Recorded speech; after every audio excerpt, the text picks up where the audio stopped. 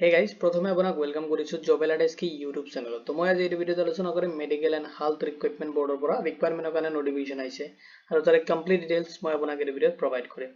প্ৰথমতে ভিডিঅ'টো আপুনি কমপ্লিট চাই ল'ব, তাৰ পিছত যদি এইটো ৰিকুৱাৰমেণ্ট ৰিলেটেড কোনো ধৰণৰ কোৱেশ্চন থাকে আপুনি এই ভিডিঅ'ৰ কমেন্ট সেকশ্যনত কমেন্ট কৰি দিব। তাহক দেৰি নকৰি আজি ভিডিঅ'টো আৰম্ভ কৰোঁ। প্ৰথমতে আপুনি যিকোনো ব্ৰাউজাৰত ওপেন কৰি ল'ব আৰু তাতে আপুনি যদি সাৰ্চ কৰে www.nhim.assam.gov.in সাৰ্চ কৰিলে নেশনাল হেল্থ মিশনৰ যেটো অফিচিয়েল ওয়েবসাইট আছে তাতে আপুনি ভিজিট কৰিব পাৰিব, যেটো লিংক মই ভিডিঅৰ ডেসক্ৰিপচনতো প্ৰভাইড কৰি দিম। আপুনি কেনেকৈ নটিফিকেশনটো ৰিসিভ কৰিব, কেনেকৈ আপুনি এপ্লাই কৰিব তাৰো ডিটেইলছ খিনি মই আপোনাক এই ভিডিঅত প্ৰভাইড কৰিম, যেটো লাষ্টৰ বিনা আপুনি পাব। এতিয়া সব নটিফিকেশন বিনা মই যাও। এতিয়া সব medical and health recruitment board Assam requirement 2025 ৰ কাৰণে নটিফিকেশন আহিছে আৰু তাৰে ডিটেইলছ খিনি মই আপোনাক এই ভিডিঅত প্ৰভাইড কৰিম। এতিয়া সব প্ৰথমতে আপুনি ৰিকুৱাৰমেণ্ট ওভাৰভিউ খিনি চাই লওক। Organisation medical and health recruitment board আসামৰ পৰা আহিছে ৰিকুৱাৰমেণ্ট খিনি, য'ত আপোনাৰ টোটেল ভেকেন্সি আছে 620। এতিয়া সব পোষ্ট নেম খিনি কি পোষ্টৰ কাৰণে ৰিকুৱাৰমেণ্ট হ'ব। ৰেজিষ্ট্ৰাৰৰ কাৰণে আছে পোষ্ট, নেক্সট আপোনাৰ আছে ডেমনষ্ট্ৰেটৰ ৰেসিডেন্ট ফিজিচিয়ানৰ কাৰণে আপোনাৰ পোষ্ট আছে। এপ্লিকেশন যেটো মোড হয় আপুনি এপ্লিকেশনটো সাবমিট কৰিব লাগিব অনলাইনত, সেই প্ৰসেছখিনি মই আপোনাক লাষ্টত প্ৰভাইড কৰি আছো। জব লোকেশনটো আসামত হ'ব আৰু আসামৰ যিমান মেল এণ্ড ফিমেল ক্যান্ডিডেট আছে সবে এপ্লাই কৰিব পাৰিব যদি আপুনি এলিজিবল হয়। অফিচিয়েল যেটো ওয়েবসাইট হয় আপুনি যিকোনো ব্ৰাউজাৰত যাই কিনে সাৰ্চ কৰিব পাৰে nhmassam.gov.in বা www.nhmassam.gov.in সাৰ্চ কৰিলে আপুনি যেটো নেশনাল এণ্ড হেল্থ মিশনৰ যেটো অফিচিয়েল ওয়েবসাইট আছে তাতে আপুনি ভিজিট কৰিব পাৰিব। এতিয়া চাওক এলিজিবিলিটি ক্ৰাইটেৰিয়া। তো ভেকেন্সিখিনিত এপ্লাই কৰোঁতে আপুনি এলিজিবিলিটি ক্ৰাইটেৰিয়াখিনি ফলো কৰিব লাগিব। য'ত আপোনাৰ এডুকেশনাল কোৱালিফিকেশ্যন বিচাৰিছে, যদি আপুনি এমডি কৰিছে তেতিয়াহ'লে আপুনি পোষ্টখিনিৰ কাৰণে এলিজিবল হ'ব, নাইবা যদি আপুনি এমএছ কৰিছে তেতিয়াহ'লে এমএছ কমপ্লিট কৰিছে তেতিয়াহ'লে আপুনি পোষ্টখিনিৰ কাৰণে এলিজিবল হ'ব, নাইবা যদি আপুনি ডিএনবি যদি আপুনি কমপ্লিট কৰিছে তেতিয়াহ'লে আপুনি পোষ্টখিনিৰ কাৰণে এলিজিবল হ'ব। যদি আপুনি এমডিএছ পোষ্ট খিনি মানে কোৰ্সটো কমপ্লিট কৰিছে তেতিয়াহ'লে আপুনি পোষ্টখিনিৰ কাৰণে এলিজিবল হ'ব। তেনেকুৱা ৰিলেটেড যদি ডিসিপ্লিনত যদি আপুনি এজ এ মেডিকেল ডিপাৰ্টমেন্টত আপুনি আপোনাৰ কোৰ্সটো কমপ্লিট কৰিছে, তেনেকুৱা ডিগ্ৰী আছে আপোনাৰ, তেতিয়াহ'লে আপুনি পোষ্টখিনিৰ কাৰণে এলিজিবল হ'ব। এতিয়া সব পোষ্টখিনিত এপ্লাই কৰোঁতে আপুনি এজ লিমিটখিনি ফলো কৰিব লাগিব। যদি আপোনাৰ মিনিমাম এজ 21 তেতিয়াহ'লে আপুনি পোষ্টখিনিত এপ্লাই কৰাৰ কাৰণে এলিজিবল হ'ব। মেক্সিমাম আপুনি এপ্লাই কৰিব পাৰিব 45 years লৈ কিনে। এজ ৰিলেক্সেশ্যন খিনি এপ্লিকেবল হ'ব এজ পাৰ দা গভৰ্ণমেণ্ট যেটো নৰ্মছ এণ্ড ৰুলছ আছে এইটো হিচাপত আপুনি এজ ৰিলেক্সেশ্যন খিনি ৰিসিভ কৰিব। এতিয়া চাওক নেক্সট আপোনাৰ এপ্লাই প্ৰসেছৰ পিছত যিখিনি সিলেকশন প্ৰসেছ থাকে, আপোনাৰ সিলেকশন প্ৰসেছ কেনেকৈ হ'ব। তো এতিয়ালৈকে আপোনাৰ সিলেকশন প্ৰসেছটো এতিয়ালৈকে কেনেকুৱা হ'ব এতিয়ালৈকে নটিফিকেশনত দিয়া নাই।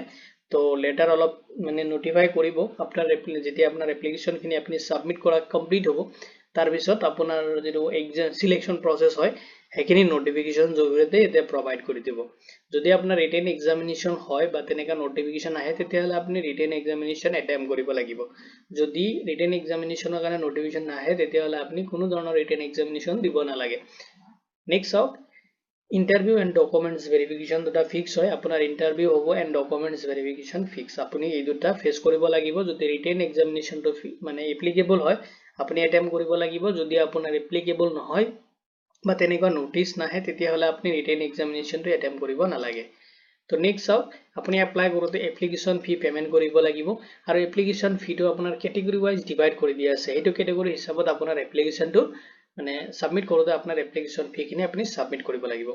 যদি আপুনি জেনাৰেল কেটেগৰীৰ ক্যান্ডিডেট হয় তেতিয়াহ'লে আপুনি 250 এটা পেমেন্ট কৰিব লাগিব। নেক্সট চাওক যদি ওবিসি বা এমওবিসি বা এসসি বা এসটি ক্যান্ডিডেট যদি হয় আপুনি তেতিয়াহ'লে আপুনি 150 এটা আপুনি পেমেন্ট কৰিব লাগিব।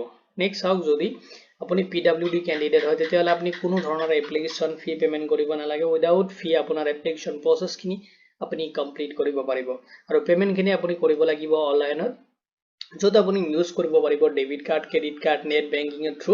আপোনাৰ যদি এপ্লিকেশ্যন প্ৰসেছ হয় তাতে আপোনাৰ এপ্লিকেশ্যন ফিখিনি আপুনি কমপ্লিট পেমেন্ট কৰিব পাৰিব। এতিয়া চাওক পোষ্টখিনিত আপুনি এপ্লাই কেনেকৈ কৰিব, হাউ টু এপ্লাই। তো এপ্লাই কৰিবলৈ প্ৰথমতে আপুনি ভিজিট কৰিব যিটো অফিচিয়েল ৱেবছাইট আছে nhm.assam.gov.in সাৰ্চ কৰিলে নেশনাল হেল্থ মিশনৰ যেটো অফিচিয়েল ৱেবছাইট আছে তাতে আপুনি ভিজিট কৰিব পাৰিব আৰু তাতে আপুনি যাব লাগিব ৰিকুৱাৰমেণ্ট সেকশ্যনত। কেনেকৈ যাব তাৰো প্ৰসেছখিনি মই আপোনাক এইটো ভিডিঅ'ত প্ৰভাইড কৰিম। তাতে আপুনি যাব লাগিব ৰিকুৱাৰমেণ্ট সেকশ্যনত, তাতে আপুনি ফাইণ্ড আউট কৰিব লাগিব যেটো ৰিকুৱাৰমেণ্ট চলি আছে বা ৰিকুৱাৰমেণ্টৰ কাৰণে নটিফিকেশ্যন আছে এইটো ফাইণ্ড আউট কৰিব লাগিব।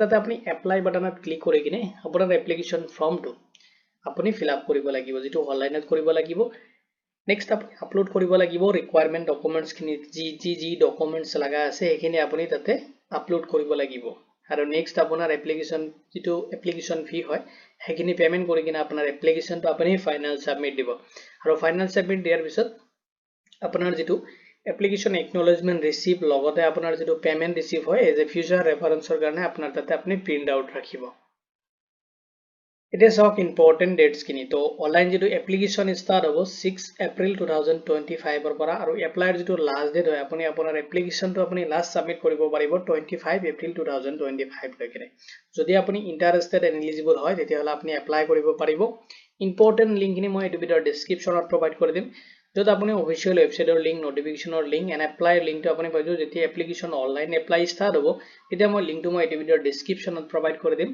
লগতে মই অফিশিয়াল ওয়েবসাইটৰ লিংকটো মই এই ভিডিওত প্ৰভাইড ডেসক্ৰিপচনত প্ৰভাইড কৰি দিম তাতে ক্লিক কৰিলে আপুনি ডাইৰেক্ট অফিশিয়াল যেটো ওয়েবসাইট আছে তাতে ৰিডাইৰেক্ট হ'ব পাৰিব এতিয়া চাওক এইটো পেজত আহাৰ পিছত আপুনি এটা চাওক ডিএসএ ৰিকুৱাৰমেন্ট অপচনটো জাস্ট আপুনি এটা ক্লিক কৰি দিব ক্লিক কৰি দিয়াৰ পিছত আপোনাৰ ৰিকুৱাৰমেন্ট যেটো পোৰ্টেল হয় যেটো এটো পেজ খোল খাই আহিব এতিয়া চাওক যেটো ৰিকুৱাৰমেন্ট আহিছে মেডিকেল এণ্ড হেলথ ৰিকুইপমেন্ট বোৰ্ড যেটো আসামৰ পৰা আহিছে তো আপুনি ক্লিক হিয়াৰত ক্লিক কৰিব লাগিব তো ক্লিক হিয়াৰত ক্লিক কৰাৰ পিছত আপোনাৰ তাত এনেকৈ এটা পপআপ আহিব আপুনি জাস্ট ওকে প্ৰেছ কৰি দিব ওকে প্ৰেছ কৰিলে যেটো আপোনাৰ ৰিকুৱাৰমেন্ট পোৰ্টেল হয় এটো ৰিকুৱাৰমেন্ট পোৰ্টেল হয় এটো ওপেন হৈ যাব ওপেন হোৱাৰ পিছত চাওক এনেকৈ আপোনাৰ এডভাৰটাইজিং ডিটেইলছ খিনি আহি যাব আপুনি অলপ স্ক্ৰল কৰিব ৰিসেন্টলি যেটো এডভাৰটাইজমেন্ট আহিছে চাওক ওপৰতে চাওক দিয়া আছে যেটো আপোনাৰ ৰিকুৱাৰমেন্ট আহিছে ৰেজিষ্টাৰৰ কাৰণে এন আৰু মেডিকেল ডিপাৰ্টমেন্টৰ যিখিনি পোষ্ট আছে এটো নোটিফিকেশন এতে দিয়া আছে জাস্ট আপুনি এটা ক্লিক কৰিব ক্লিক কৰাৰ লগে লগে যেটো অফিশিয়াল নোটিফিকেশন আছে এটো আপুনি ডাউনলোড হৈ যাব আপোনাৰ আগত বা আপুনি যদি মোবাইলৰ পৰা চাইছে মোবাইলত ডাউনলোড হৈ যাব আৰু এটো আপুনি ইয়াৰ পৰাও ডাউনলোড কৰিব পাৰিব বা এটো ভিডিওৰ ডেসক্ৰিপচনত মই আপোনাক লিংকটো প্ৰভাইড কৰি দিম তাতে যদি আপুনি ডাইৰেক্ট ক্লিক কৰে এটো অফিশিয়াল যেটো নোটিফিকেশন আছে আপুনি ডাউনলোড কৰিব পাৰিব এতিয়া চাওক এটো অফিশিয়াল নোটিফিকেশন আছে আপুনি এপ্লাই কৰাৰ আগতে এবাৰ এটো নোটিফিকেশন আপুনি চেক কৰি লব আৰু মই তাতে আপোনাক আৰু এটা বস্তু দেখাই আছো এক মিনিট ৰব এটা চাওক যেটো এডভাৰটাইজমেন্ট আহিছে এডভাৰটাইজমেন্ট যেতিয়া আপোনাৰ এপ্লাই টু স্টাৰ্ট হ'ব আপুনি ইয়াৰ পৰা এপ্লাই কৰিব লাগিব এতে আহিব এটো পেজত আহিব আহাৰ পিছত এতে অনলাইন এপ্লাই বুলি দিয়া থাকিব আপুনি জাস্ট এটা ক্লিক কৰিব লাগিব এটো পেজত আহাৰ পিছত জাস্ট এটা ক্লিক কৰিব লাগিব ক্লিক কৰিলে আপুনি এপ্লাই পৰ্টেলত ৰিডাইৰেক্ট হ'ব যেতিয়া আপোনাৰ অনলাইন এপ্লিকেশনটো স্টাৰ্ট হ'ব মই এটো ভিডিওৰ ডেসক্ৰিপচনত অনলাইন যেটো এপ্লাইৰ লিংক হয় মই প্ৰভাইড কৰি দিম যাতে আপোনাৰ কাৰণে ইজি হয় আপুনি ইজিলি যাতে এপ্লাই পৰ্টেলত ৰিডাইৰেক্ট হ'ব পাৰিব তো এটো ৰিকুৱাৰমেন্ট ৰিলেটেড যদি কোনো ধৰণৰ কোৱেশ্চন থাকে আপুনি এই ভিডিও কমেন্ট সেকশনত কমেন্ট কৰি দিব তো ভিডিওটো চোৱাৰ বাবে ধন্যবাদ দিকিনে মই আজিৰ ভিডিও ইমানতে সামৰিছো